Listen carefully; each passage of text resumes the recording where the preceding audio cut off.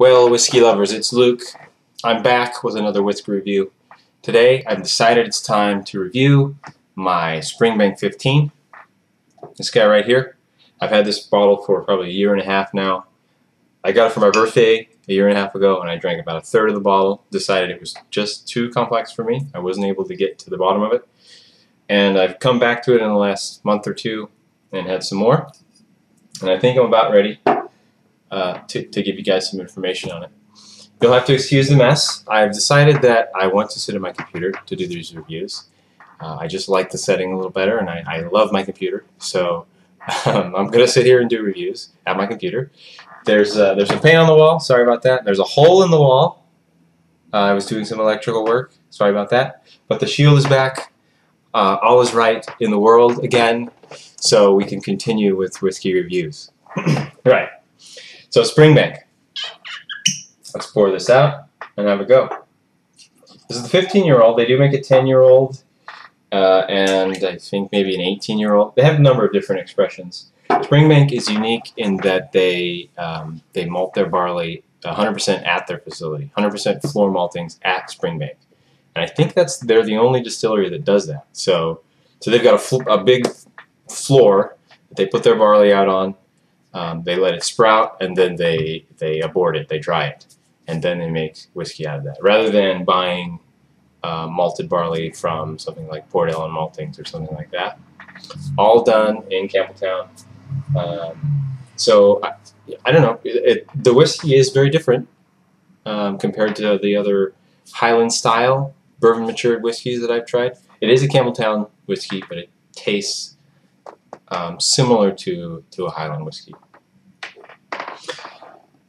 I don't believe that much in regions, but whatever. Anyways, so color-wise, this is amber +1, and let's have a sniff.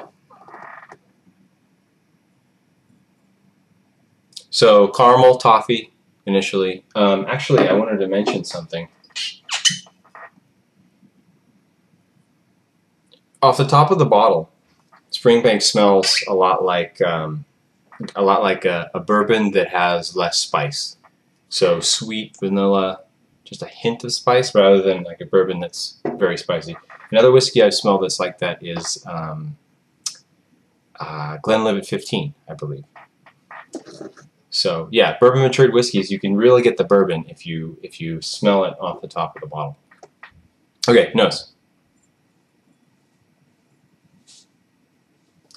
It's very clean. There's a little bit of a, and it's interesting, clean, and by clean I mean very much like a lightweight bourbon, but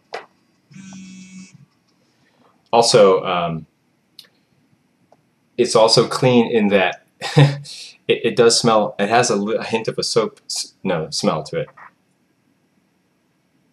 So not to be confused, but yes, clean, and there's a hint of soap. There's a light mintiness as well.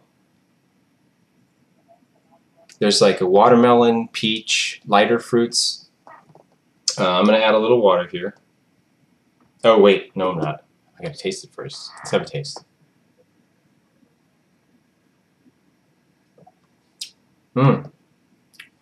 Toffee caramel.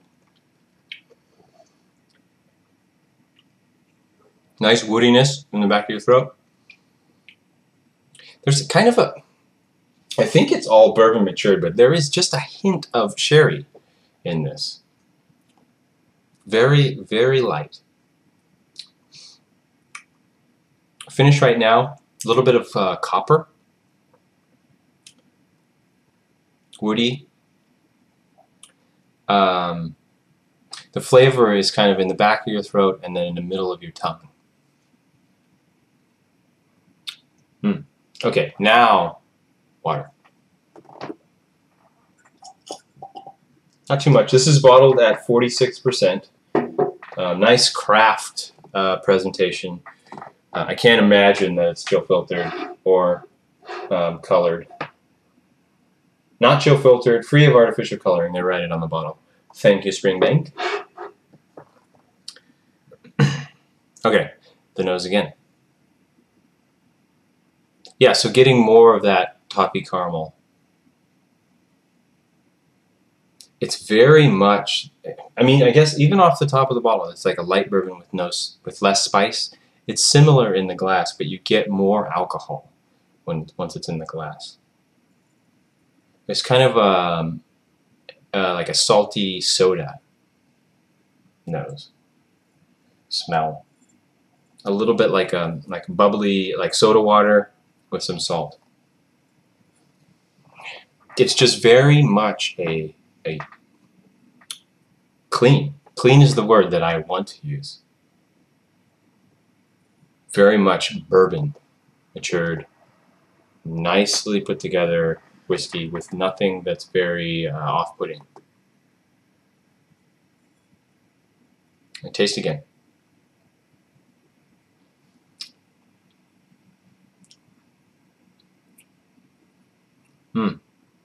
That little bit of water, it is a little bit hot without the water. A little bit of water just takes that alcohol down just a teensy bit, and you can really just taste that nice vanilla sweetness.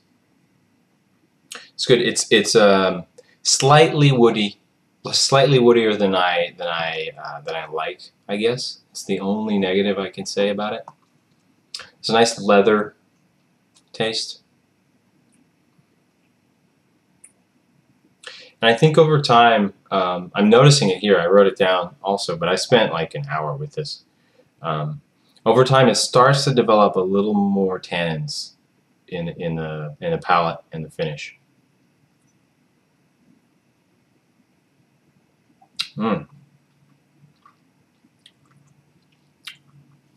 Good stuff. Yeah.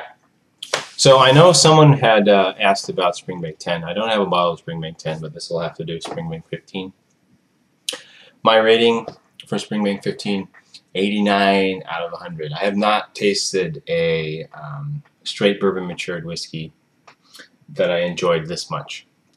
Quite good stuff, but it doesn't come without a price. Springbank 15, I think, is probably $90, $100, something like that. But yeah, good stuff, I think. Clean is the word for this one. What else did I write? Quite good. Yeah, untainted. Maybe a little bit woody, but very nice stuff. Okay, so that's Springbank 15. Next time, I think I have a hankering for a sherry comparison. I tasted some sherry whiskeys recently, and kind of want to see how they compare. But we'll see what we do next. But anyways, until next time, enjoy your whiskey. I sure will do that myself. Bye-bye.